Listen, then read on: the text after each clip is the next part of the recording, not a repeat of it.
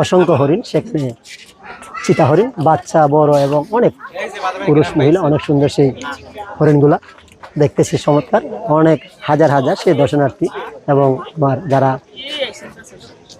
পশুপ্রেমিক আছেন তারা প্রত্যেকে সেই হরিণ এবং বিভিন্ন ধরনের সেই জাতীয় চিড়িয়াখানা মিরপুরে আসে দেখার জন্য। আমরাও আজকে দেখতে এলাম খুব সুন্দর সেই হরিণগুলা, অনেকগুলা হরিণ সে একসাথে দল হয়ে বসে আছে, শুয়ে আছে। মাশাআল্লাহ, অনেক সুন্দর সেই হরিণ আসলে মূলত মানুষের কাছে আসে, চেষ্টা করে মানুষের হাত থেকে খাবার খাওয়ার জন্য।